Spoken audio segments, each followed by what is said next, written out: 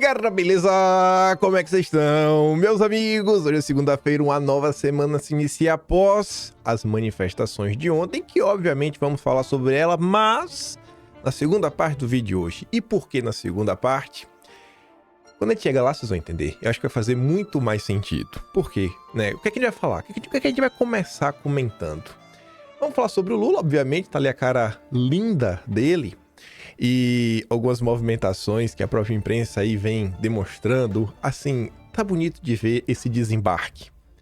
O pessoal batendo cabeça sem saber o que fazer, né? O governo realmente vai marchando não só para a derrota do Lula em 2026, mas para o fim da era Lula. E eu acho que ele vai levar grande parte do PT junto com ele.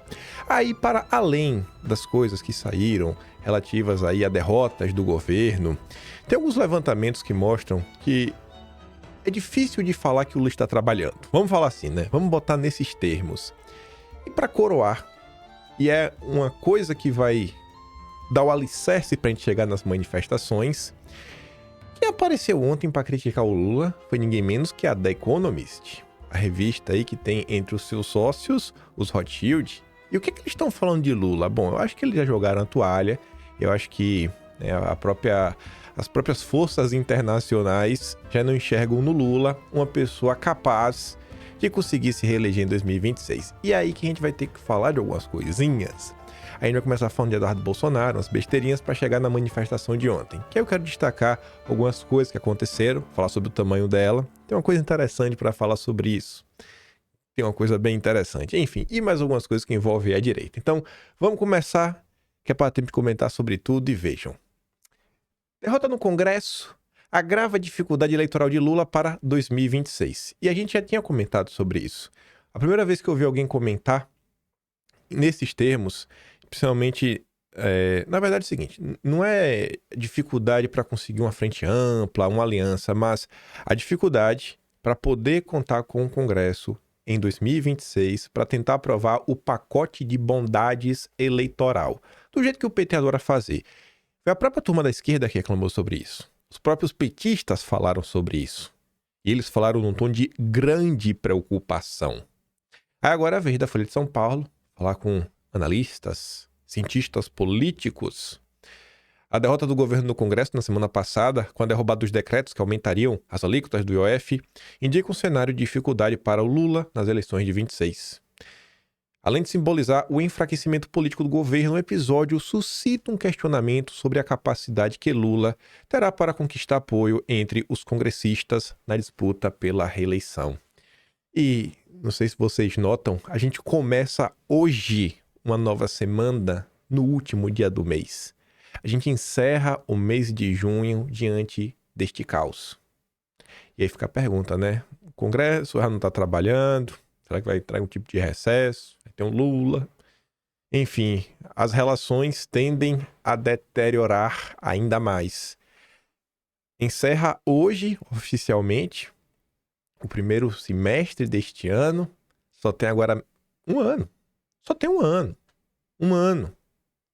Doeu, hein? Essa era Lula. Foi sofrível. Foi sofrível acompanhar tudo que aconteceu.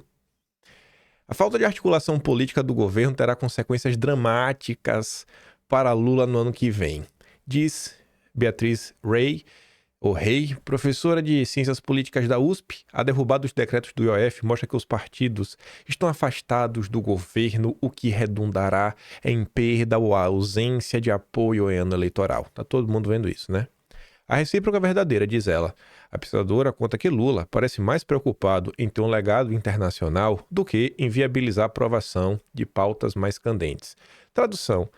Eu acho que ela está dando até uma leitura errada. Não é que o Lula está mais preocupado em deixar um legado internacional. Lula não trabalha. Lula não trabalha. Sabe? A função do Lula é viajar pelo mundo, a passeio. E não tá bom. Tá dando errado. E as críticas até da Economist meio que também seguem esta linha. Afinal, deputados e senadores se veem diante de um governo com problemas de popularidade e ninguém quer subir num barco que está afundando, né? Um Titanic feio desse. Aí fala o Datafolha, Lula é desaprovado por 40% e só 28% o aprovam. Então é lá uma parte que não sabe, que está mais ou menos. Na visão de Rey, é também difícil identificar a base do governo. Não tem base. Não tem base. Não tem nenhuma base. Veja só, né? E a gente comentou sobre isso nos últimos dias. Mesmo sem base, Lula ainda tem uma base maior do que Bolsonaro teve quando era presidente. Lula ainda conta com amplo apoio da imprensa. Ainda que a Folha atualmente, agora, 30 de junho, eu acho que ela está mais ou menos no tom que o Estadão estava adotando um ano atrás. Exatos um ano atrás. Talvez até um pouco antes, que o Estadão já estava relativamente bem crítico. O Estadão agora está fazendo uma posição aberta. Você tem o Metrópolis também, que eu acho que está mais à direita do que a Folha. Não é que está à direita no sentido de defender pautas da direita, também em termos de crítica, né? Vamos botar assim, que está na direita do Lula, estaria fazendo críticas contra ele. Longe disso, daí o Estadão também. Ai, tá lindo de ver. Porque o tanto que falaram, ai que Bolsonaro não faz isso, ai que Bolsonaro não sabe articular. Ô, conversa mole. Tá aí, ó, Lula, o rei da articulação. Nada anda pra frente porque não trabalha. Aí fala que de todos os partidos, basicamente todos os partidos fazem parte da base do Lula, com exceção basicamente do PL, que é do Novo, um ou outro aí perdido, porque todos os outros têm ministério, ou são partidos de esquerda simpáticos ao Lula, e a turma tá votando contra, derrubando um decreto, e a Folha ainda diz, né? E ainda preferem o nome do governador de São Paulo, Tarcísio, para as próximas eleições. Tá na base, tem ministério, mas não quer apoiar o Lula em 26. Entre abril e maio, Lula sofreu 8 reveses vindos de sua base, entre os quais o rompimento com integrantes do PDT e a aprovação na Câmara de um projeto que visava suspender a ação da trama golpista no Supremo, que é o caso lá do Ramagem. Em fevereiro, Lula fez a troca na equipe da articulação política. Tirou o Padilha, colocou a Gleice. Nada mudou. Alguém achou que ia mudar? Alguém achou que colocar a Gleice ia mudar alguma coisa? Eu acho que não, né? Professor de Ciências Políticas da FGV, Marco Antônio Teixeira, disse que o cenário de satisfação do Congresso com Lula se dá com a reforma ministerial ainda não concluída e a pressão por mais emendas. É sério. Tu ainda acha que se Lula conceder um ministériozinho aqui, um ministériozinho acolá, o clima vai melhorar? Tu acha mesmo, faltando um ano, basicamente, para as eleições? Estamos na contagem regressiva. Tu acha mesmo que vai melhorar? Partido que tem 3 ministérios já não tá apoiando? Acabou. A era Lula tá chegando ao fim. Inclusive, diz Teixeira, ter um ministério deixou de ser tão vantajoso. Exatamente, cara. Então como é que tu fala que reforma ministerial, qual é o problema? Assim, uma possibilidade do parlamentar transferir recursos para a base eleitoral. A falta de popularidade também contribuiu para espantar os aliados. Lula vai chegar a 26 com os aliados que sempre estiveram com ele e a tal frente ampla não vai se repetir. Tradução, só vai restar o PT, o PSOL e nem dá para bater o martelo em alguns partidos da esquerda. Em determinados locais é capaz do PSB, partido do Alckmin, estar fazendo oposição ao Lula. Você pode achar isso loucura. Vamos esperar as eleições do ano que vem. Talvez até o PSB do Alckmin possa estar aí, né? Dando umas cutucadinhas no Lula. E aquela história do PSB falando o seguinte, não, o Lula vem para a reeleição, obviamente o Alckmin tinha que vir. Eu não duvido do PSB começar a mudar o discurso. Você pega o Senado, que é fácil, e começar a falar o seguinte, olha, talvez, diante de sua popularidade e prestígio, pensando no Brasil, talvez seja necessário que o companheiro Geraldo Alckmin abra mão da vice que ele tem direito em nome de um projeto maior e se lance ao Senado. Por quê? Porque sabe que o Lula não vai vencer. O vice do Lula... Quem quer ser vice do Lula nesse momento, né? Quem quer ser vice de um governo catastrófico como esse? Capaz eu ter que botar um vice do PT, porque, rapaz, eu que não subo no barco furado como esse. Aí a Globo. Por 26, Lula levará a periferia discurso congnado à esquerda. Confia. O roteiro é alinhado com a radicalização no discurso em meio ao acirramento da tensão com o Congresso. E acho que uma prova disso foi durante o final de semana, postar aí um vídeo de inteligência artificial fomentando nós contra eles, o rico contra o pobre, obviamente, né? Lula, o pai dos pobres, que eu acho que não tá colando.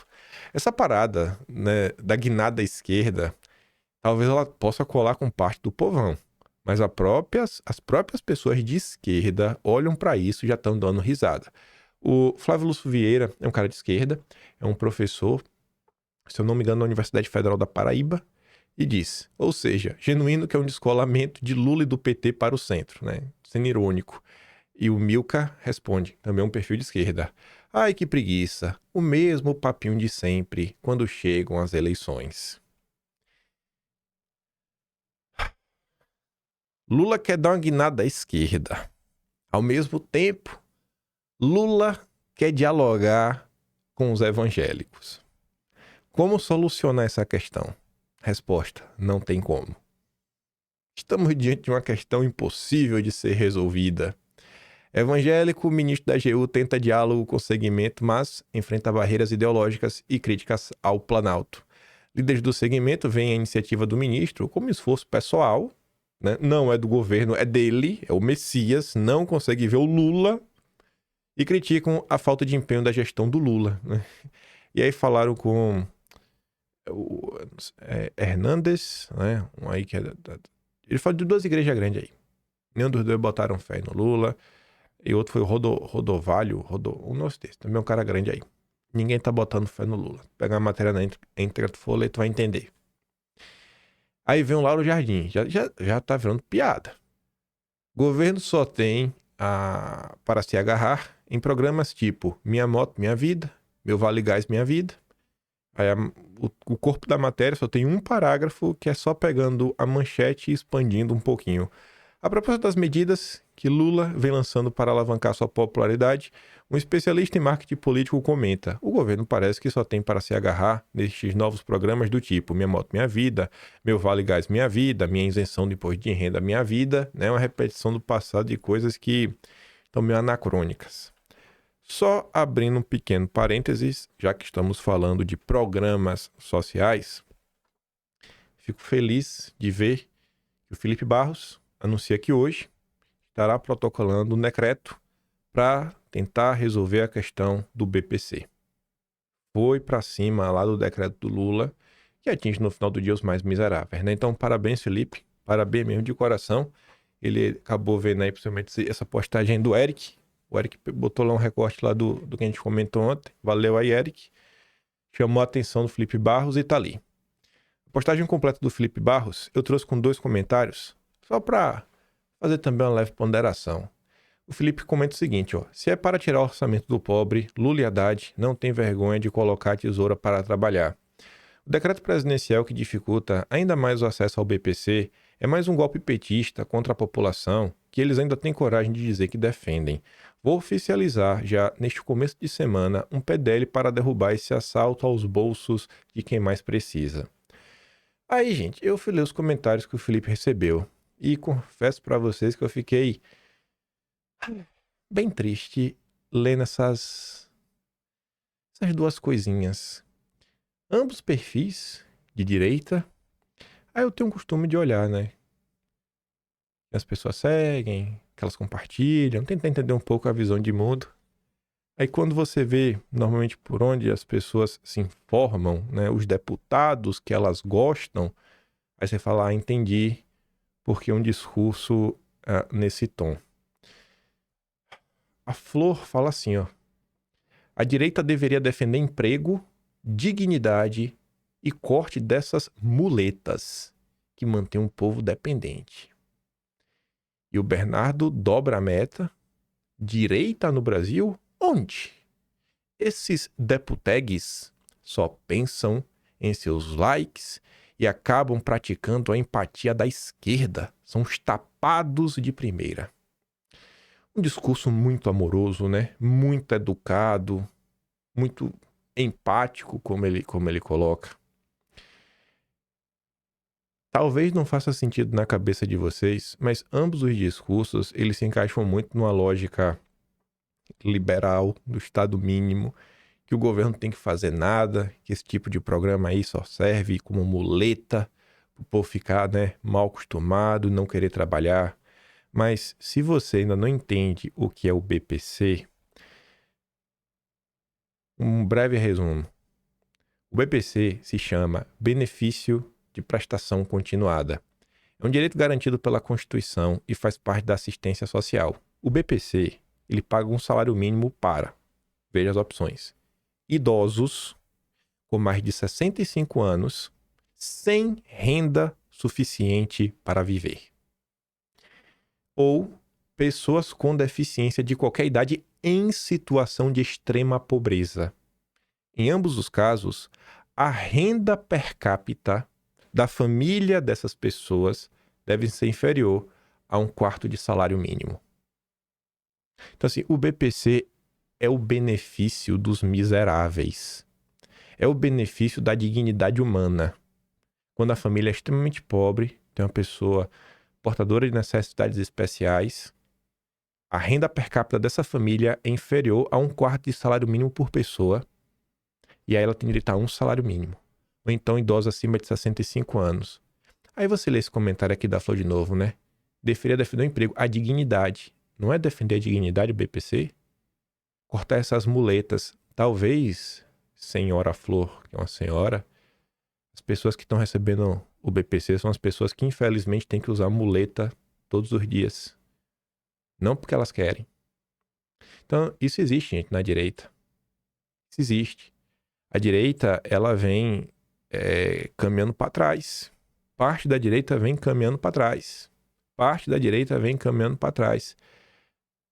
Acho que se a turma ficar tapando o sol com a peneira, fingindo que algumas coisas não estão acontecendo, eu acho que isso não vai ajudar. Acho que a turma deveria tentar olhar e começar a compreender. Cara, o que é que tá dando errado?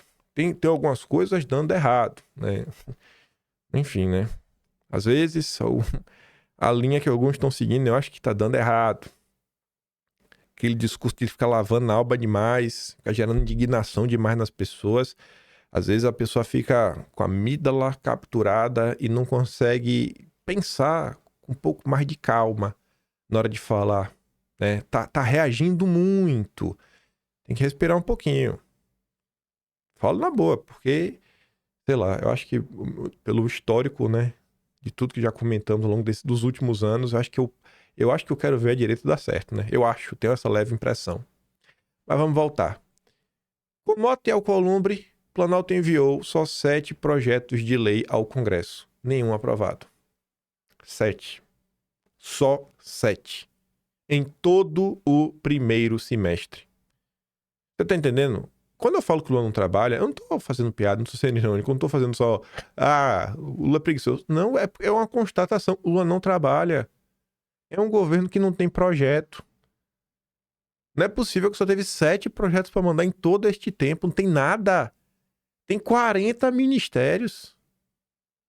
Ou quase 40 e só apresentou 7 projetos. Não tem nada para avançar. Rapaz. Pode isso, né? Como é que pode isso, né? Então, assim... sério, eu tô tentando hoje estar aqui de coração pra defender o Lula, mas tá difícil, Lula. Tá difícil. Tô aqui tentando fazer o L pra um, mas tu tá se esforçando, viu? Aí o governo que não trabalha, que não tem projeto, que não sabe pra onde quer levar o Brasil, sabe que quer se levar de novo pra mais um mandato, né? O que ele quer pra ele sabe, mas pro Brasil não, esquece. Aí vem a Folha também para falar que Lula instrui aliados a se contrapor a Centrão após base frustrar o governo. Tu acha que isso aqui tem alguma chance de dar certo? Nesse cenário que Lula já está sofrendo desgaste, reveses, derrota atrás de derrota, tu acha que levantar o tom, ir para cima do Centrão, aumentar o dedo na cara, tu acha que vai ajudar o Lula? Talvez isso daqui já seja até uma constatação que ele não vai levar, então talvez seja útil radicalizar, brigar com o Centrão, para pelo menos conseguir eleger uma bancada de deputados, quem sabe senador, um governador, nos discursos aí, não deixaram a gente trabalhar, porque nós estamos ao lado do pobre. Talvez seja por isso. Mas tá ali, ó. Segundo auxiliares de Lula, a orientação é argumentar que parlamentares de centro e da direita, inclusive integrantes de partidos aliados, resistem à implementação de justiça tributária no Brasil. Nas palavras de um colaborador direto do presidente, o governo quer dizer que tem lado e que não vai admitir cortes de programas sociais para manter privilégios. Aí para você ver como está o clima e como a direita até pode se dar bem, por causa dessa briga do Lula. A Bela Megali, no final da noite de ontem, ó, 11h13, basicamente hoje, solta o seguinte. Aqui, para mim, é muito mais uma provocação ao Lula do que algo que realmente possa acontecer. Eu acho que a turma jogou lá em cima, que é para dar uma chamada no Lula, ainda mais vindo pela Globo. Centrão passa a trabalhar por Nicolas na relatoria da CPI do INSS. Por quê? Porque o PL articulou, porque o PL é super esperto, super bonito, ele gosta do Nicolas? Não. Seria uma resposta ao governo Lula por jogar o Congresso contra a opinião pública. Entre os focos de irritação dos congressistas está o discurso do governo Lula de que protege os mais pobres, enquanto parlamentares favorecem os mais ricos. Aonde tu acha que esse discurso do Lula vai levar o governo? Acho que Lula vai perder no primeiro turno e veremos aí, né, uma redução das bancadas de esquerda em Brasília. Com fé em Deus. Estar associado ao Lula, em breve, vai ser algo que vai te fazer ser uma figura, né, malquista aí pela sociedade. Será que é sonhar demais, 2026, com a derrota do Lula no Nordeste? É sonhar demais, eu sei, ainda é sonhar demais, mas um dia isso tá para acontecer, tá? Estamos chegando nesse cenário. Aí ontem, para coroar, né, esse lindo bolo, essa festa de aniversário, né, esse presente antecipado, vem a The Economist.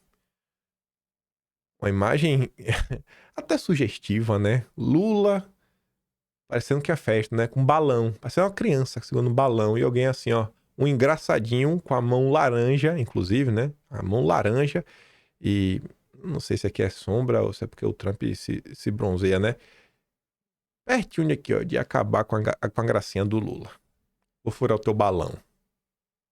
O país de Lula não importa tanto quanto se trata de questões de conflito na Europa ou no Oriente Médio. Ele deveria parar de fingir que importa e se concentrar em questões mais próximas. Eu fiquei, nossa. Aí tá ali, né? Matéria, ontem. Matéria longa. Presidente do Brasil perde influência no exterior e é impopular em casa. Já resumiu o governo Lula. Não é respeitado lá fora nem no Brasil. Lula colocou o Brasil no mapa, mas não se adaptou ao mundo transformado. Se não se adaptou em 3 anos, vai se adaptar quando? Nunca, né? Então tem que ser trocado. O chiclete perdeu o gosto, tá sendo cuspido. Lula que não se cuide, não vou falar nada, ficar até quieto, né? Que agora a internet mudou. Em 22 de junho, horas depois dos Estados Unidos atacarem, né, as instalações nucleares lá do Irã, a chancelaria do Brasil divulgou um comunicado. Afirmou que o governo brasileiro condena veementemente o ataque americano e que os ataques foram uma violação da soberania do Irã, do direito internacional. Essa linguagem agressiva colocou o Brasil em desacordo com todas as outras democracias ocidentais que apoiaram os ataques ou apenas expressaram preocupação. Parabéns, Lula. Nem os globalistas estão te apoiando.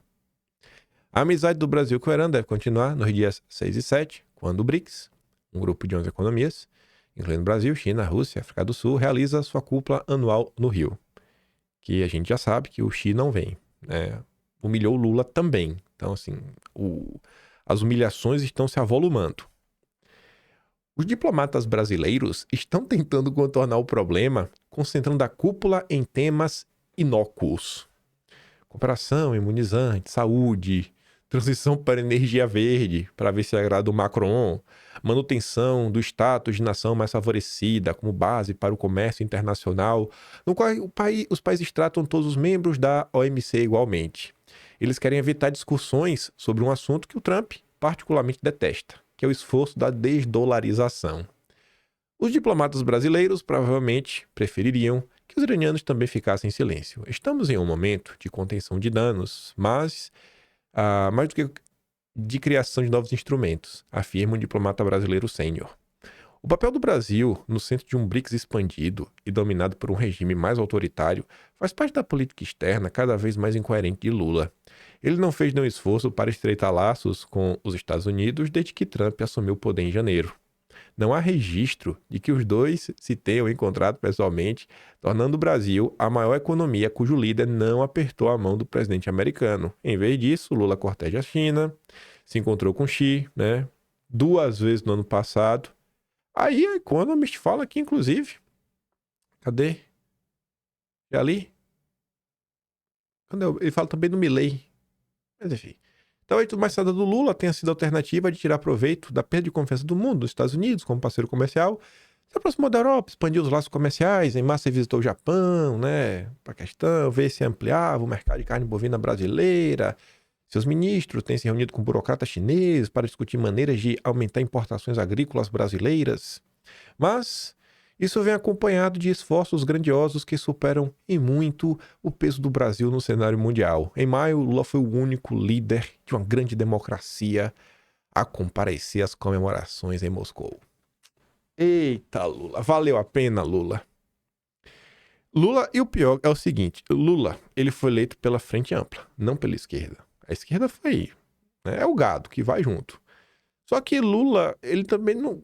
O cenário do Brasil hoje, diante dessa esquerda antipetista, o Lula precisa fazer algum aceno para a esquerda, para manter a base antipetista minimamente sob controle. Como é que faz isso? Aí ele vai lá. Mas se ele vai para lá, ele desagrada os chefes dele.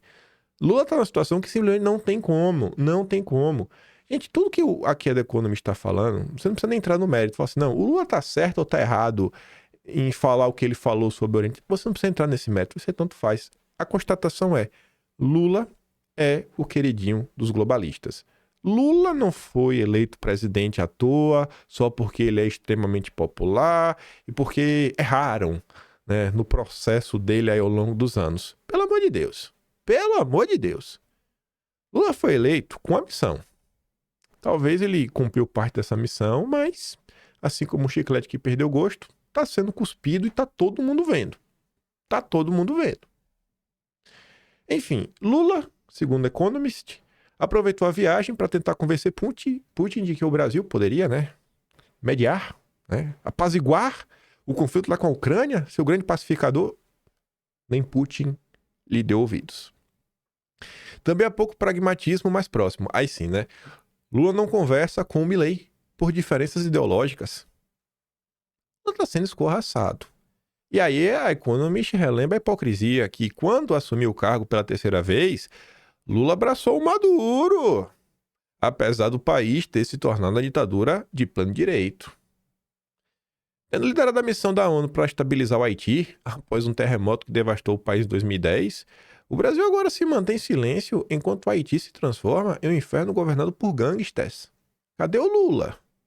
Lula parece relutante ou incapaz de reunir as nações latino-americanas para apresentar uma frente unida contra as deportações de imigrantes e a guerra tarifária do Trump. A fraqueza no cenário mundial é agravada pela queda na popularidade de Lula em casa. Durante seus 2 primeiros mandatos como presidente, de 2013 e 2010, o Brasil colheu os frutos de um boom de commodities e ele foi um dos líderes mais populares do mundo. Sua força doméstica lhe conferiu credibilidade no exterior e muitos de seus pares o viam como uma figura de proa para as economias em rápido desenvolvimento. Ou seja, né, não é que o Lula era um bom presidente. Lula deu sorte. Lula deu sorte. Simplesmente isso. Lula perdeu todo o respeito da turminha globalista que colocou ele no poder de volta.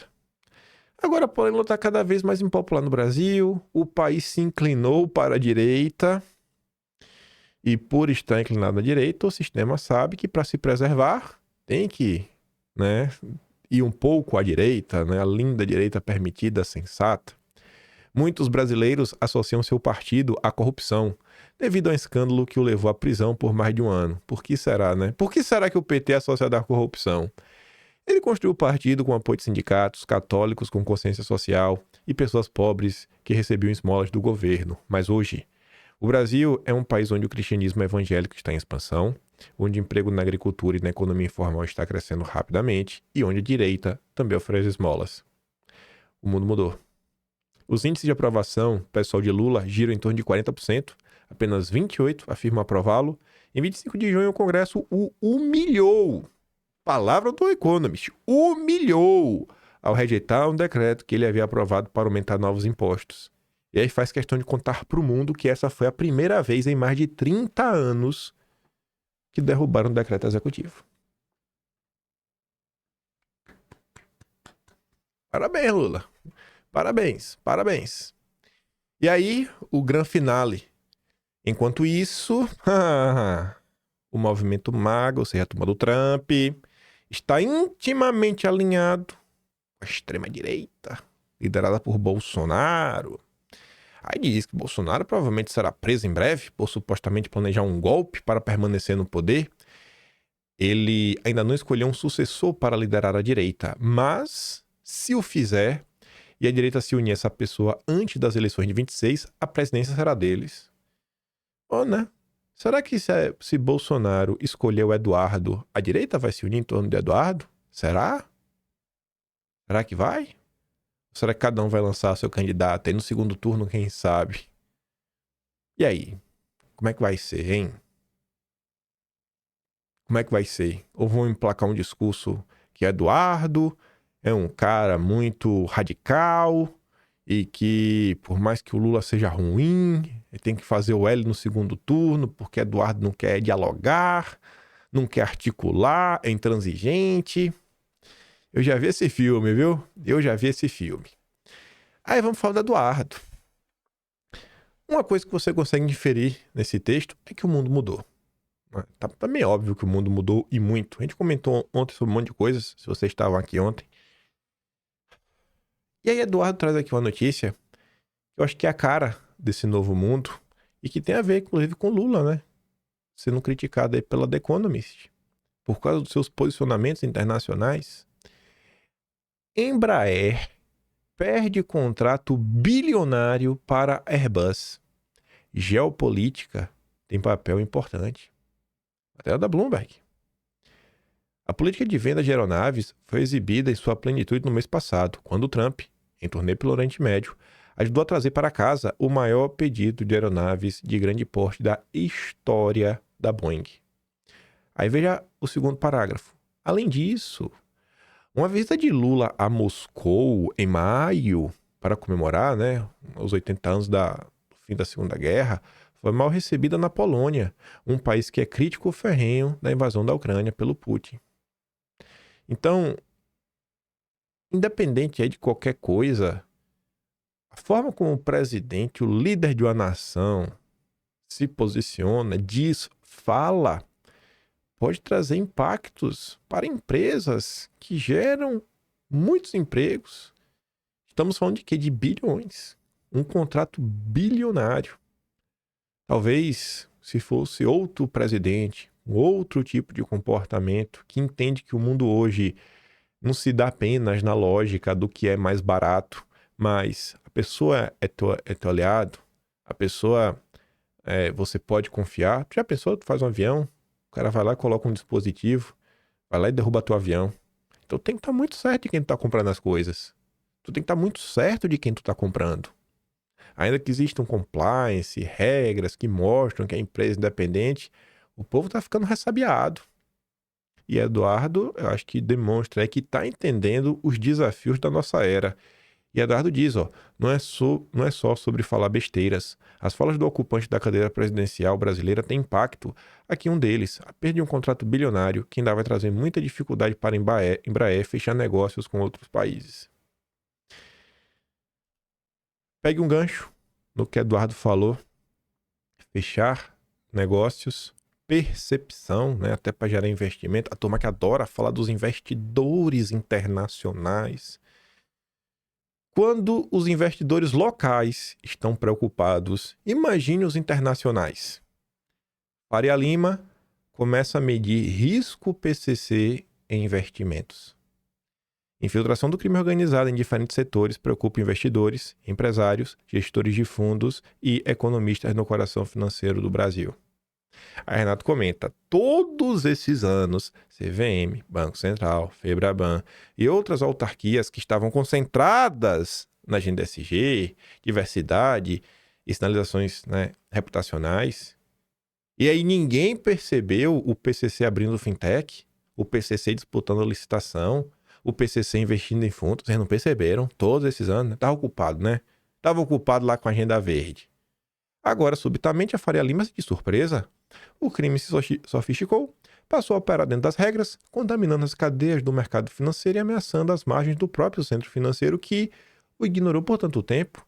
Durante mais de uma década, o foco institucional esteve voltado a narrativas e não a estruturas. Em vez de seguir o dinheiro e mapeamento societário, o mercado priorizou a taxonomia de carbono, metas reputacionais, rankings simbólicos, selo diamante de biodiversidade.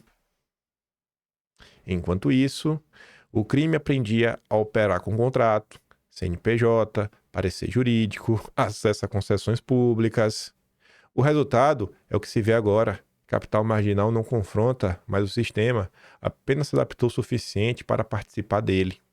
E quando começa a comprometer reputações e linhas de receita, a resposta vem no piloto automático. Mais compliance, mais regulação, mais filtros. Como se o aparato normativo atual não fosse suficiente para agir se houvesse de fato interesse em agir. Agora discutem protocolos de integridade e novos índices de risco. Mas o problema nunca foi falta de regra. Regra para combater o crime sempre existiu. O problema foi a escolha deliberada de onde mirar e de onde desviar o olhar. Aí junte tudo isso a isso daqui também.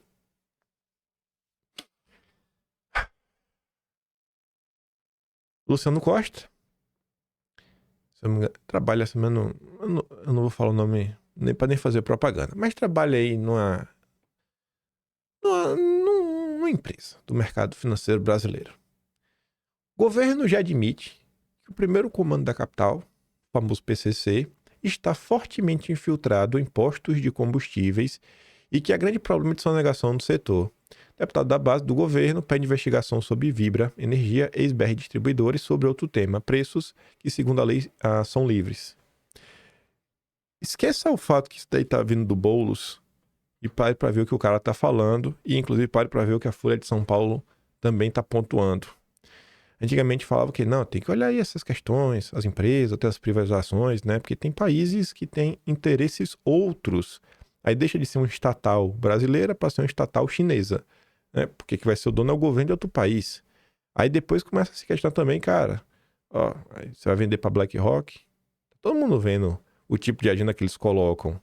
Aí tem a turma do Dedé. Aí agora ainda tem o risco no Brasil de você vender os ativos nacionais para o PCC.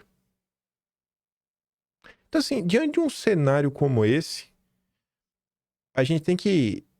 o Paulo Figueiredo falou uma coisa que eu acho que foi muito pertinente. Ele falou em poucas palavras. Não é sobre o melhor candidato, é sobre o melhor presidente. O melhor presidente que o Brasil pode ter, se Bolsonaro não puder ser, é Eduardo Bolsonaro. Gente, a gente está aqui 2 anos e meio sem uma liderança política nacional que realmente abrace e faça o embate ideológico. Faça o embate ideológico. A luta é importante. A fala é importante. Os símbolos são importantes. Vai passar o quê? Mais 4 anos? Um prudente, sofisticado, sensato, moderado. 8 anos ser um líder realmente dando uma direção, batendo de frente no que precisa ser feito. Aí pegando o gancho, né? Agora a gente vem para a manifestação, que agora acho que vai fazer mais sentido falar dela. Tá aí o Brasil do Lula marchando por buraco. Se você pesquisar manifestação, você vai encontrar matéria em todos os portais. Globo, Folha, Estadão, CNN, UOL, Poder 360, Bastidor, Metrópolis. Todo mundo está comentando sobre as manifestações, fora redes sociais. Vai ter comentário crítico, vai ter bastidor, vai ter levantamentos, vai ter falas, como esta. Para mim foi a fala mais importante de todas. E eu acho importante que Bolsonaro siga repetindo isso. Por quê? Por quê? Eu acho que é simples de entender. Imagina o cara que não acompanha a política de perto. Aquele cara que ainda é boca aberta. Que acha que o presidente da República é super poderoso. Lembra já assistiu aquele filme Clique, do Adam Sandler? Que você tem um controle, aperta e acontece tudo o que ele quer. Cara, não é assim que a vida acontece. Assim, pá, vou dar pau, deu pau, né? Ah, isso aqui tá ruim, vou avançar. Não, a vida não é assim. O presidente não tem todos esses poderes. E a gente consegue ver, assim, às vezes o cara vota num governador de esquerda e vota no presidente de direita. Ou no presidente de direita, no governador de esquerda. Teve isso. Teve vários votos assim, meio maluco. Teve gente que votou. Na época teve até aqueles banners. Era o voto, o pessoal chamava de voto Luzema. O cara votava em Lula e Zema ao mesmo tempo. Então, quando o Bolsonaro sai falando isso, sai repetindo isso, aquele cara que é meio boca aberta, que não acompanha a política tão de perto, por diversas razões, começa a entrar na cabeça dele o quê? Além de Bolsonaro, que eu gosto, Bolsonaro tá falando que eu tenho que votar nos candidatos dele. Ah, beleza, votar nos candidatos, seu candidatão, Bolsonaro. Fica aqui olhando, quem é o candidato de Bolsonaro? Ele vai perguntar. Você tem que massificar isso na cabeça das pessoas. Você tem que massificar. Não é só a presidência da República. E diferente de todos os movimentos políticos que nasceram na Sexta República, que já está acabando, eu acho que só o PT, que o PT, na verdade, veio da base. Primeiro vem a base para depois ter o PT. A direita foi... Você não sabe onde é quem que veio primeiro, né? A base ou a direita? Qual que nasceu primeiro? Eu sei que começaram a dialogar, estão juntos entre si e a coisa tá indo. Mas me diga outro movimento. Qual foi o movimento aí de base que o PSDB fez para manter aí uma quantidade significativa de deputados, senadores, manter as pessoas mobilizadas, pressionar o Congresso, porque política é isso, né? É fazer com que a sua agenda avance. Tanto que quando o PSDB deixa a presidência, você vê que o partido vem minguando, acabou, né? Já tá falando que ele ia fazer fusão com o partido da Nico só para sobreviver. O que é que o MDB fez? O MDB é do Sarney. Olha só. Primeiro presidente da redemocratização. E aí? O que é que o Ciro Gomes fez? Qual é a bancada no Congresso do Ciro Gomes? O que é que o Enéas fez? Poxa, o Enéas foi tão inteligente para algumas coisas, mas não conseguiu articular uma base. E tá ali, Bolsonaro, aos trancos e barrancos, burro, esperto, inteligente, né? Que quer que seja, irmão, tá aí, tá na prática. Tá vendo? A cada novo ciclo eleitoral, a direita aumenta de tamanho. Às vezes nem sempre, né? Com aquela qualidade que a gente queria, mas tá aumentando de tamanho. Então, eu prefiro olhar o copo meio cheio.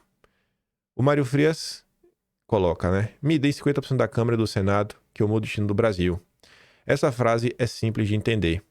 Ela expressa uma verdade óbvia. Não existe governo forte sem base legislativa sólida. Isso pode parecer algo óbvio, mas tu vê que até os dias atuais o povo não entende isso. É só observar como foi a eleição da presidência da Câmara e do Senado. Ao invés de comparações inúteis ou equivalências sem sentido, e obviamente o Mário Frias está falando daquela galera que diz o seguinte: precisamos de um Bukele. Como se fosse só o Bukele. O foco deveria ser apoiar quem já provou ter coragem, visão e compromisso com o povo. O maior líder político da história do nosso país.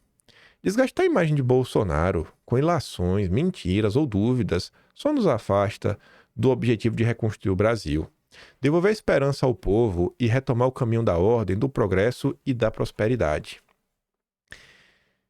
Ato de Bolsonaro, tem audito supremo, direito à prostituta, meta para 2026. Então, assim, saíram, né? Matéria na imprensa, falas do que foi dito, etc, tudo mais.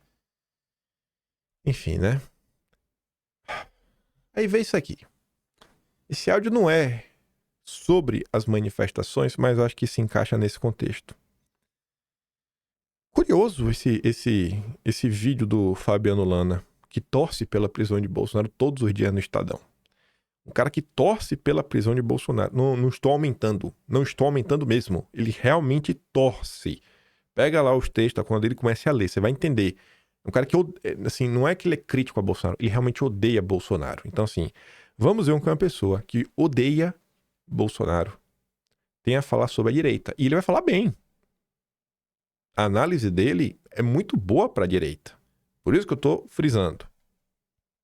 Você já se deu conta que existe uma briga por palavras dentro das batalhas políticas do Brasil? E tem mais. A direita tem conquistado pontos importantes nessa briga. Eu diria que está vencendo essa batalha. Vamos imaginar aqui uma primeira palavra, anistia. Se você volta em 1979, essa palavra que representava a volta da democracia, a volta de exilados como Leonel Brizola, como Betinho, irmão do Enfio. Houve até uma música que foi uma espécie de hino.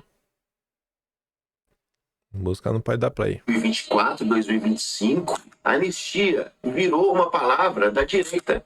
A música que virou hino da anistia era o Bêbado Equilibrista, na voz da Elis Regina. Depende da anistia agora é a direita, por causa dos vândalos, dos supostos golpistas do 8 de janeiro de 2023. Eles puxaram para si essa palavra. Hoje quem grita por aí, queremos anistia, não é mais um militante de esquerda e nem mais alguém do centro liberal. Se trata de um bolsonarista, é bem provável que seja um bolsonarista. E não é só anistia. Vamos imaginar o termo censura. Se você volta novamente nos anos 70, a censura estava em todos os jornais, havia novelas, capítulos de novelas proibidos, existia um censor nas redações. O próprio jornal Estado de São Paulo, às vezes, trocava uma matéria proibida por uma receita de bolo. Imagine, tão forte que foi a censura do governo militar. A censura hoje seria praticada por Alexandre de Moraes, o ministro, quando ele proíbe perfis nas redes sociais. A censura seria um sonho da esquerda ao regular as redes sociais. Eles conseguiram, e sua direita foi bem sucedida, de pegar um termo que carrega uma nódoa muito pesada e jogar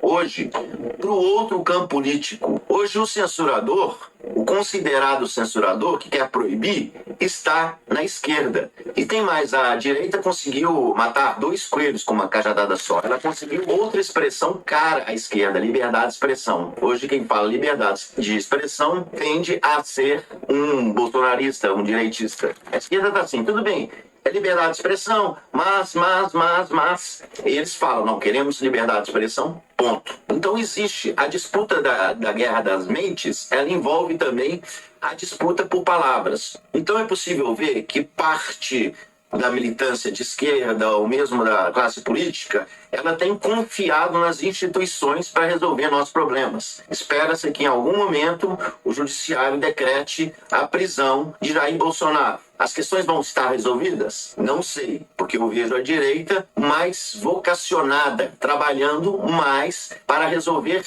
tomar conta das mentes e dos corações.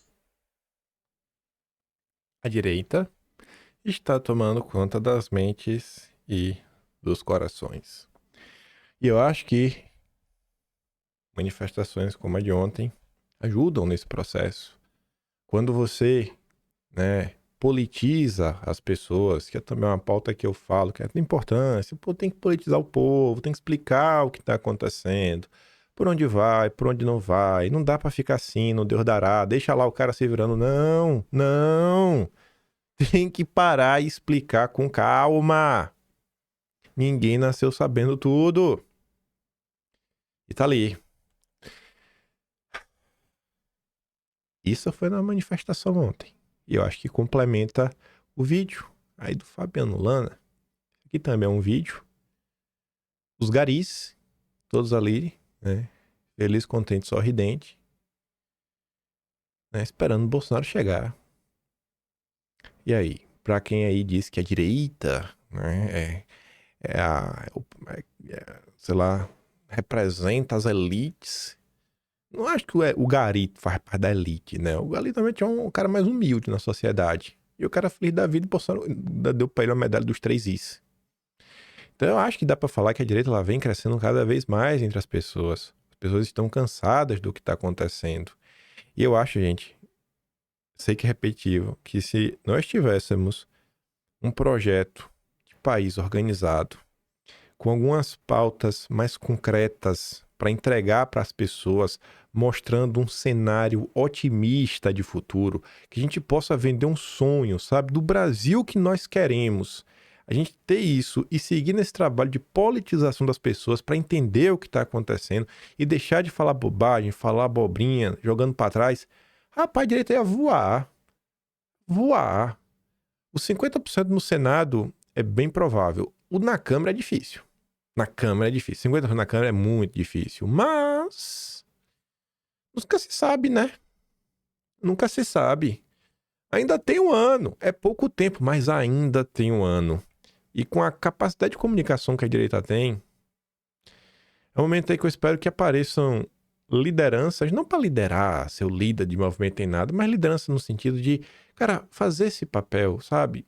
Chegar junto com o povão.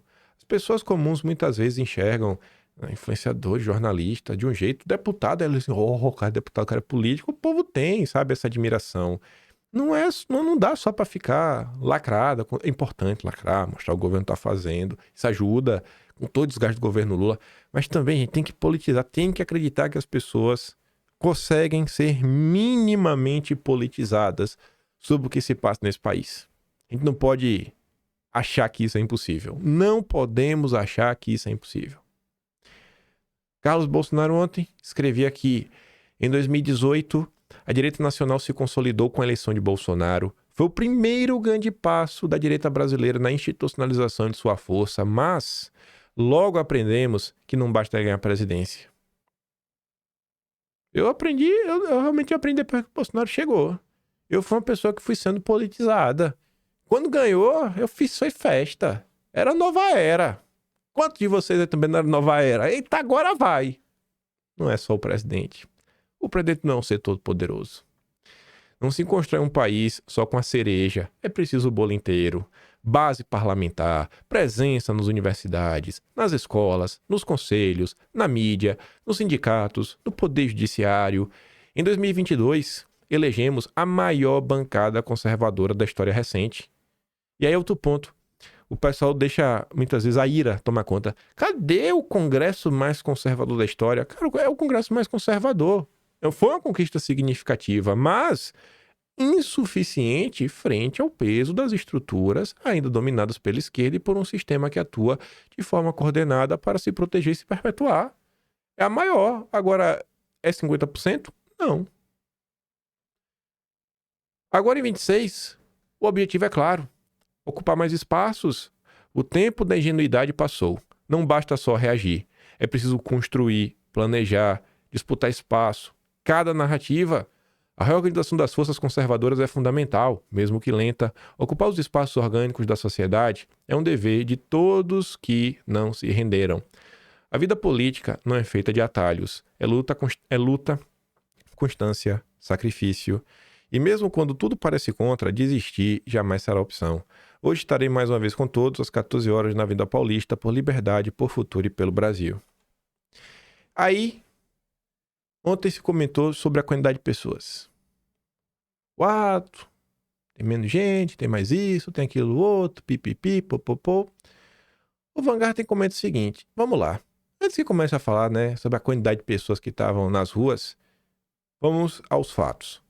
Dominamos as páginas de todos os jornais, a primeira página quando você entra no site, as manchetes de todos os maiores portais do Brasil, atropelamos nas redes, em todas as plataformas com conteúdo diverso sobre as pautas que a direita bolsonarista prega há meses, fora recortes diversos nas diversas redes sociais, pelo WhatsApp. Fomos notícia de todos os veículos, mais do que tudo. Repetimos nossas bandeiras. Cada novo impacto vale todo empenho. Uma nova pessoa impactada, que pode ver, mais um tijolo para 2026. Agradeço lá o Malafaia, Bolsonaro, São Paulo e Brasil. Aí, para a gente falar sobre o número de pessoas, por um ângulo diferente, água mole, pedra dura, né? Tanto bate até que fura, ou você pode usar aquele outro ditado, né? Você pode mentir para muita gente, mas você não pode mentir para todo mundo para sempre. O Space Intergaláctico ontem rodou. Quando você não consegue controlar suas emoções, você coloca os pés pelas mãos.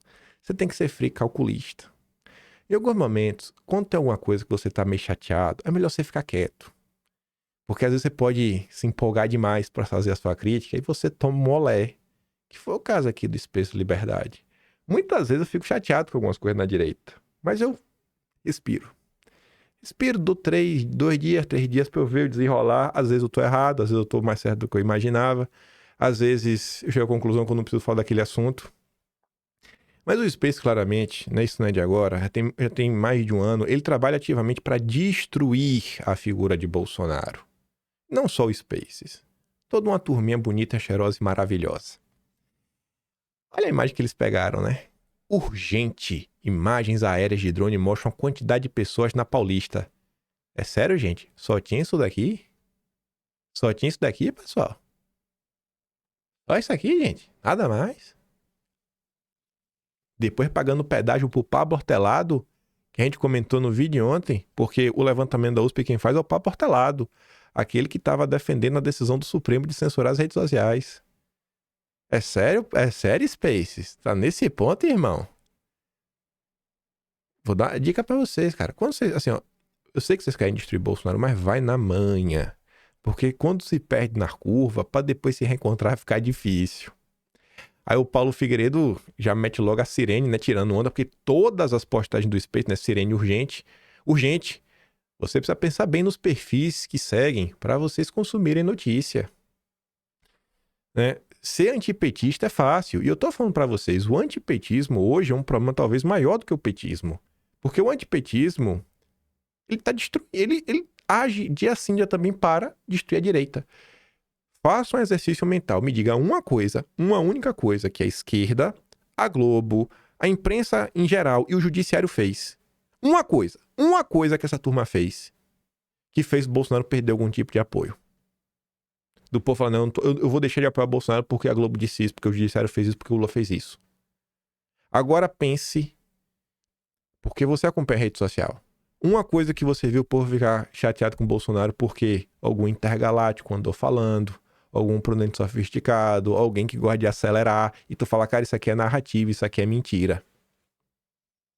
Quem está destruindo a direita, aquele grande bloco de direita, é exatamente essa turma maravilhosa. Aí tem comentários, né? Pegou tão mal o que eles fizeram, que eles apagaram. Mas o pessoal bateu o print, né? Continue seguindo essa porcaria aqui. Vai lá. Aí o Eduardo diz, ó, vocês excluíram, mas o print é eterno. Eu tô de olho. O Petrópolis Conversador também bateu um print. Pegaram foto do começo da manifestação. O povo tá chegando pra fingir que tinha flopado. Postaram, apoiaram nos comentários e correram para apagar.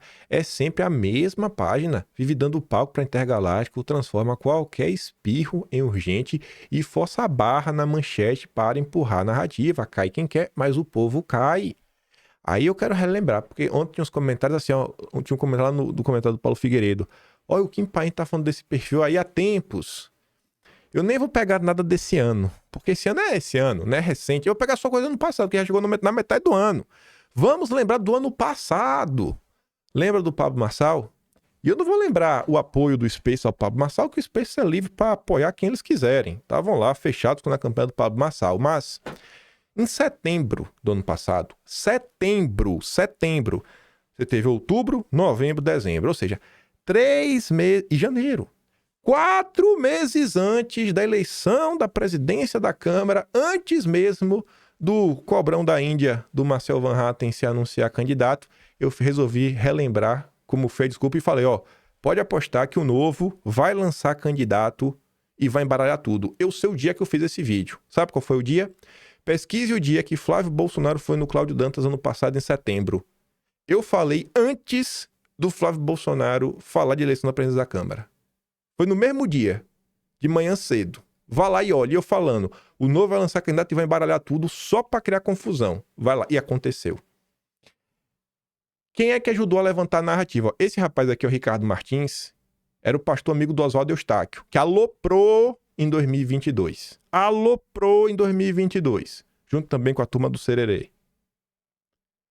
Eu tenho insistido sobre o acordão nos últimos 2 dias. Lembra do acordão do Deltan Dallagnol?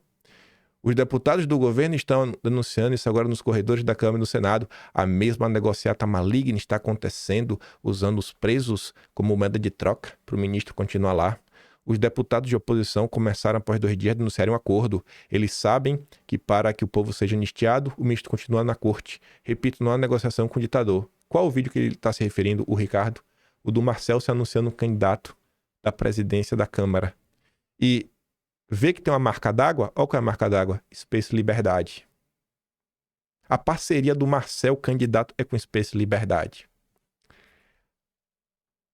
Lembra de quando começa? Melhor perder em pé do que ganhar de 4? Olha lá. Salles diz que a direita precisa lançar um candidato próprio para a presidência da Câmara e não aceitar o candidato de Lira. Para perder de pé. Melhor perder de pé do que ganhar de 4. Na época, eu fiz dossiê o quê? Mostrando a visão de um boca aberta do Sabugosa e a visão do Ciro Gomes falando, cara, a gente viu que a gente ia perder. A gente da esquerda, a gente sabia que nós iríamos perder. Então a gente falou, cara, a gente tem que conter danos. Vamos no Maia. E vamos exigir alguma coisa. Vamos exigir o quê? Ao exemplo que o Ciro Gomes dá. A gente exigiu que o Maia cuidasse dos projetos-chave, né, nos dando relatorias, controle de comissões e tudo mais. Então, assim, por que a esquerda vence e a direita perde? Não só por causa dos números, mas por causa dessa turma. Tá vendo? O mesmo Spaces que tá tentando desmerecer a manifestação de ontem. Aí tu vai pro mês de outubro. Olha a manchete, olha o que tá lá escrito, outubro. Como de costume, o Space Liberdade procurava impulsionar a tese de perder de pé, como se isso realmente trouxesse algum benefício à direita. Fazendo o quê? Jogando para cima a candidatura de Marcos Pontes. Vale tudo para destruir Bolsonaro. Ainda em outubro, eles inventaram um falso furo. Que o Columbre tinha chutado pele e tudo mais, e que ia dar a vice-presidência pro Kassab. Não, na verdade isso aqui era pra blindar e tudo mais. Esse aí, o outro furo foi outra coisa depois que eles fizeram. Mas enfim, aí o Spaces postou a notícia, o Cláudio Dantas rebateu, falando o seguinte, cara, cita a fonte de onde você tirou. E aí o Cláudio Dantas coloca lá a matéria dele. Aí o Spaces fala, não, a minha fonte foi a CNN. A matéria da CNN é de 12 de setembro de 2024. Só que essa postagem é de 20 de outubro. Como é que uma notícia, gente, de 38 dias atrás podia ser urgente? Não era urgente. Uma notícia de 38 dias não é urgente. Aqui foi mais uma ação deliberada do Kevin. O Kevin, que é o dono desta página, ele e a Samantha, amigos pessoais. Não, calma. Calma. Tô exaltando. Calma. Vou falar só do Space. Só do Space. Eu podia cobrar os amigos. É esse Space. Sabe, você tem que ter jeito pra falar as coisas. A ânsia de você destruir Bolsonaro, você sai igual um trator. Eu consigo respirar. Calma. Aí, ainda no passado, novembro, no mês seguinte, quando Felipe Barros, diante de conflitos internacionais, diante da notícia que a China poderia estar adquirindo coisas no Brasil, a BlackRock também, que foi aquele momento da desvalorização do dólar. Você lembra disso? Felipe Barros entrou com requerimentos. Na época, se discutia no mundo até a questão da aquisição da US Steel pela Nippon Steel, que tanto o Biden quanto o Trump eram contrários. Quem é que foi pra cima do Felipe Barros na época? O Sabugosa, tá doido, meu bem. E o Rafael do Ideias Fecais, que é filiado ao Partido Novo, foi candidato a vereador. Olha que curioso. E quem mais? O Spaces arrumou um cara de suspensório, né? Urgente. É necessário falar sobre economia para quê? Para bater no Felipe Barros. Você tá conseguindo ver que não é algo aleatório? Sabe? Porque às vezes eu sempre passo a impressão que eu sou um cara chato que pega no pé, mas acho que o tempo vai passando e você entende que eu não pego no pé, que eu até alivio demais. A quantidade de coisa que eu vejo todo dia e que eu alivio. Como eu alivio, velho? É porque vocês não sabem a quantidade de coisa. É porque vocês não... Aí, só pra fechar, no passado, todos os meses o Space aprontava alguma. Meteu a fake news pra cima do Tarcísio. Urgente. Tarcísio escolhe advogado filiado ao PT para ser ouvidor da polícia em São Paulo. Aí, a manchete da Folha, eu acho que é fácil de entender. Com críticas a Tarcísio, trio do PT disputa ouvidoria. A lista tríplice era 3 candidatos do PT. E você tem que escolher o candidato da lista tríplice. Que foi o que foi dito na época. Ali, né? Então pensem bem, pô. Esse papo aí, inimigo do meu inimigo é meu amigo, calma. Você conversa com todo mundo. Agora, tem gente aí que tem que tomar uma chamada. Aqui só pra complementar, eu achei engraçado isso aqui ontem. Eu tava passando no Twitter, eu vi o Chifre compartilhando. Os caras que te chamam de gado. A turma da MBL que chamou de gado tá ali, ó. O Junito da MBL compartilhou. Soltei aí, fez tatuagens com a onça do partido. Meu Deus do céu, velho. Eu não aguento, filho. Eu não aguento, viu? Eu não aguento. Aí tinha isso aqui também, né? A homenagem que eu recebi, que o Gibas levantando, mas eu consegui olhar ali que tem um arroba aqui, né? Washington AC. Valeu, Washington, pela charge. Só achei que eu tô muito vermelho, velho. As orelhas eu acho que tá proporcional, mas vermelho tá parecendo que eu sou pinguço. Pô, pera aí, pô. Fica com essa vermelhidão, parecendo que eu tô louco na cilibrina. Aí, maneira aí, né? Mas tá aí, pô. Obrigado mesmo pelo carinho. Obrigado mesmo de coração. Fiquei feliz. Acordei de manhã, vi isso daqui. E é isso, né? É o Brasil e o mundo e o que nos espera. O governo lá derretendo. Bolsonaro tentando trabalhar. As mesmas pessoas remando, jogando contra. Muitas vezes as pessoas nas redes sociais não entendem o que está acontecendo. Muitos deputados se silenciam porque acham que tem que se unir em torno de uma causa maior. Eu acho que tem alguns assuntos que tem coisa que você, irmãos, tem que rebater. Tem coisa que não sai rebatendo também porque também existe o peso institucional de cada um. Eu sei até onde dá para pisar. Tem briga que eu sei que você comprar algumas brigas não vai adiantar de nada. Você vai gerar só, sabe, revolta da galera, a galera vai ficar torcendo o bico. Aí eu espero o dia que algum deputado, algum Bolsonaro, o próprio Bolsonaro aí se revolta e fala, eita, agora o Bolsonaro falou isso, agora eu posso falar também. Vou agora externar minha insatisfação em relação a determinado tema. Acho que eu posso falar que isso eu aprendi cedo. Sabe quando eu aprendi isso? No governo Bolsonaro. Quando o Moro ainda era ministro, eu não tava aguentando mais o Moro, eu respirava. Eu falava, vai chegar o dia, velho. Vai chegar o dia que eu vou poder falar desse cara e o povo vai estar de coração aberto pra ouvir sobre o Moro. E chegou, né? Chegou em abril, que é o período que o canal começa a crescer. Eu tava com 100 mil, aí em questão de dias teve um crescimento exponencial, porque as pessoas queriam conhecer que era o senhor Sérgio Moro. Mas é isso, avaliem os perfis que vocês seguem, vejam, dá uma olhada. Os críticos construtivos também. Você acaba descobrindo muita coisa relevante aí na rede social. Enfim. Tem mais coisa pra falar de eleição. Teria coisa pra falar, mas não vai ter tempo de comentar no vídeo hoje. Já tá com a ideia, eu sabia, nem coloquei. Mas saíram algumas notícias curiosas também. Algumas positivas envolvendo Eduardo Bolsonaro. Mas, por hoje é isso. Vou mandar ouvir lá do Fabiano Lana sobre como a direita está capturando as mentes e corações lá no Telegram. Se gosta do meu trabalhinho, quiser dar um pouco mais, pode se tornar membro do canal. Tem um botão de valeu, tem o peito na descrição também. E tem um Atlas brasileiro, kimpai.com.br. Tem muita coisa registrada do que aconteceu, né? Muita coisa desde o primeiro dia do Será Lula. Muita coisa, né? Muita coisa. Lá na frente a gente não vai esquecer nada. As grandes tretas estão todas registradas. Vejo vocês amanhã. Aquele grande beijo e abraço. Tamo juntos. Valeu, meus amigos. Fui!